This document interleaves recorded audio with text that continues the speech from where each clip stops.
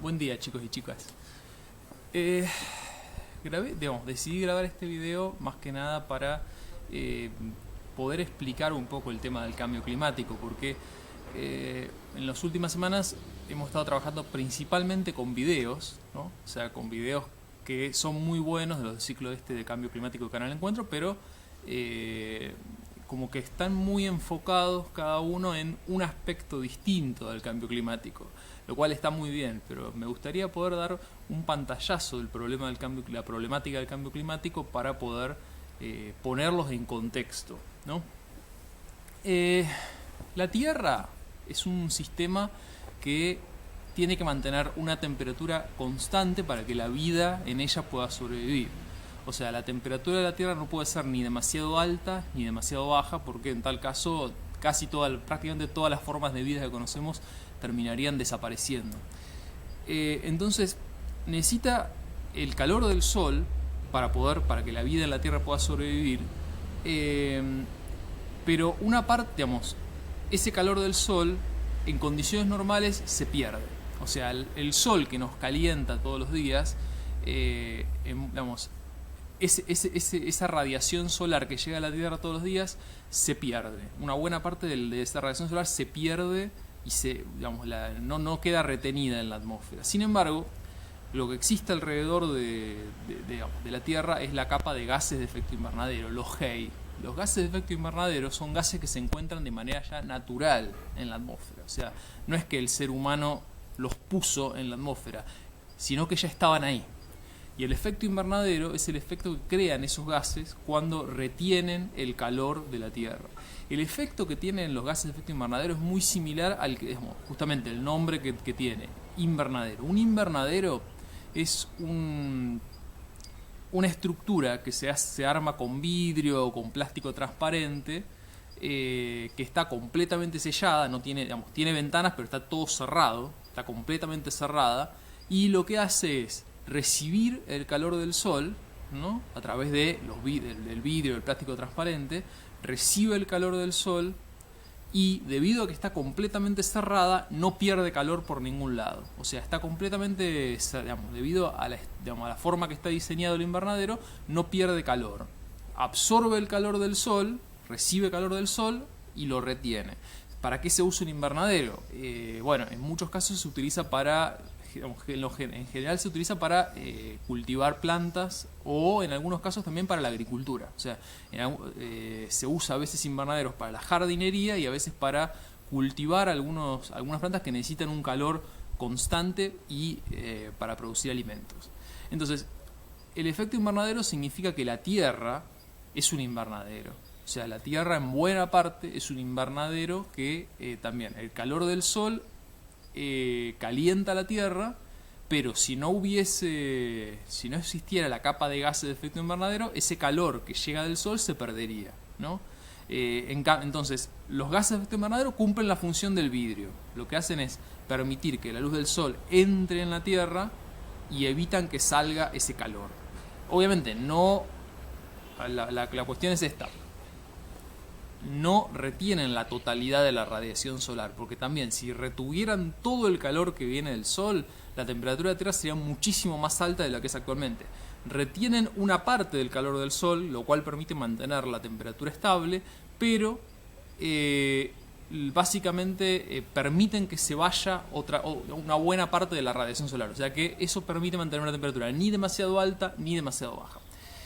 Los gases de efecto invernadero son muchos, pero los tres más importantes serían el dióxido de carbono, el metano y los CFC, los clorofluorocarbonos, ¿no? Estos tres gases, más otros gases que también están, pero esos son los tres más importantes, cumplen justamente esta función. Ahora, el cambio climático se da cuando el ser humano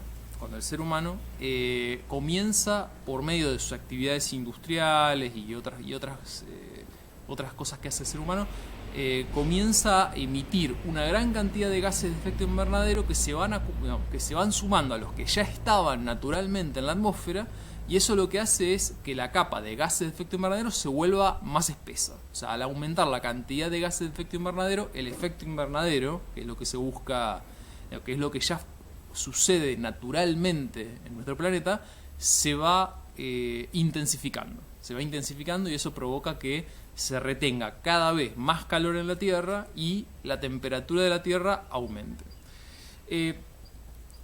Hay dos causas por las cuales se produce el ascenso de la temperatura. Hay dos causas por las cuales puede producirse este aumento de gases de efecto invernadero. En algunos casos puede darse por motivos naturales. O sea, tampoco es solamente el accionar del ser humano. Hay algunas teorías que plantean que buena parte del cambio climático no es generado por el ser humano, sino que es generado por algunos factores naturales. Por ejemplo, que haya aumentado la actividad volcánica. Cuando aumenta la actividad volcánica, los volcanes emiten también gases de efecto invernadero a la atmósfera que, al sumarse a los que ya están, también produce un cambio climático. También puede ser que la radiación solar esté cambiando. Puede ser que el Sol esté emitiendo cada vez más radiación solar y eso, al llegar a la Tierra, lo que hace es que la Tierra se caliente mucho más. Pero en general, la mayor parte de la comunidad científica está de acuerdo en que es el ser humano el que está provocando el cambio climático y lo está provocando por diferentes actividades. Por ejemplo, por la industria. O sea, las industrias en muchos casos emiten, tienen calderas que al activarse emiten gases a la atmósfera, y además la energía que utilizan para sus máquinas también es generada a través de combustibles fósiles, lo cual implica la emisión de gases de efecto invernadero a la atmósfera. La generación de energía, obviamente, la mayor parte de las fuentes de energía que utilizamos son no renovables y son de combustibles fósiles, que al ser quemados emiten dióxido de carbono a la atmósfera. El transporte es un rol fundamental y por eso ahora se está diciendo que tal vez esta cuestión del coronavirus, al reducir al máximo el transporte dentro de las ciudades, entre una ciudad y otra, entre un país y otro, también puede, por un tiempo al menos, aliviar el cambio climático, porque se van a emitir menos gases de efecto invernadero. Pero bueno, en condiciones normales el transporte juega un rol clave. Y la actividad agropecuaria. La actividad agropecuaria genera también cambio climático, incide en el cambio climático, y lo vamos a ver en uno de los videos, porque el ganado que criamos para satisfacer nuestra necesidad de carne, leche y otros productos, emite metano a la atmósfera. Después, en el video que van a ver más adelante, van a ver esto. Ahora, el dióxido de carbono es, como dijimos, el gas de efecto invernadero más importante que hay, y su rol está vinculado al consumo de combustibles fósiles. Los combustibles fósiles son fundamentalmente tres: petróleo, gas natural, carbón. Esos tres son los combustibles fósiles. Desde la revolución industrial que tuvo lugar en el siglo XVIII, cada vez se emite más dióxido de carbono.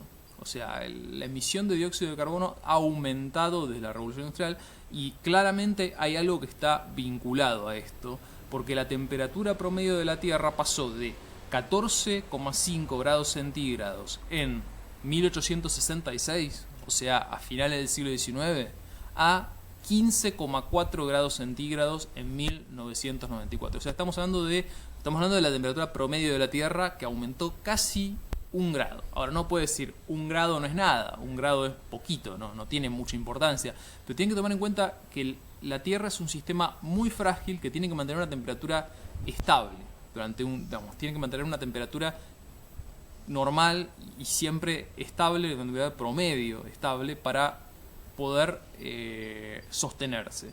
Un aumento de casi 1 grado en solamente 100 años es un cambio fenomenal. O sea, ha habido otras épocas en la historia del planeta Tierra donde también se produjeron cambios climáticos por motivos naturales. Las glaciaciones, hubo periodos de glaciaciones donde la temperatura bajó, hubo periodos como por ejemplo uno que se conoce como el óptimo termal, en donde la temperatura aumentó muchísimo, todo por causas naturales, pero la diferencia es esta.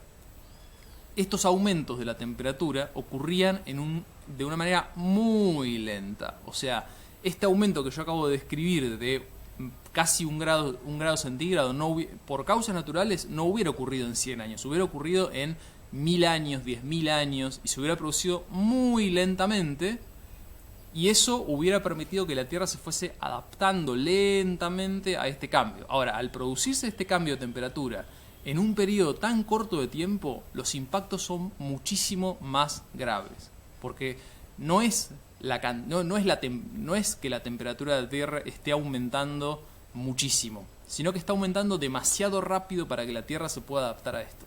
Ese es el principal problema del cambio climático. Repito, por motivos naturales, en otras fases de la historia de la Tierra, la temperatura media ha aumentado y ha disminuido de manera fenomenal. Pero la diferencia es el ritmo en el cual se produjo esto. La temperatura, entonces, vimos que se fue incrementando durante el siglo XX y se prevé que durante el siglo XXI el aumento puede ser aún mayor. O sea, aún mayor que lo que acabo de describir. Aumentaría entre 2 grados y 4 grados centígrados la temperatura promedio de la Tierra, si seguimos como hasta ahora. O sea, si continuamos con el mismo ritmo de consumo de combustibles fósiles que hemos sostenido hasta la actualidad. Entonces eso produciría un incremento de la temperatura promedio de la Tierra en solamente 100 años. Solamente 100 años, que repito, en lo que es la historia de la Tierra, 100 años es nada, que podría ser entre 2 y 4 grados centígrados. Y un aumento de 4 grados centígrados tendría consecuencias realmente inimaginables. Bueno, vamos a hacer una pausa acá. Más adelante puede ser que junto con este video suba otro de los videos de Canal Encuentro con un conjunto de actividades. Lo único que voy a agregar es, recuerden lo que les dije en el video anterior, que permanezcan en sus casas durante lo que dure la cuarentena, no salgan a menos que sea estrictamente necesario. Si salen de sus casas, inmediatamente al llegar lávense las manos varias veces al día, lo más a menudo que puedan. Traten de no tocarse la cara, porque al tocarse la cara están llevando, si ustedes no se lavaron las manos, están llevando el virus a sus vías respiratorias, que es por donde entra el virus a nuestro organismo. Y bueno, cuídense mucho.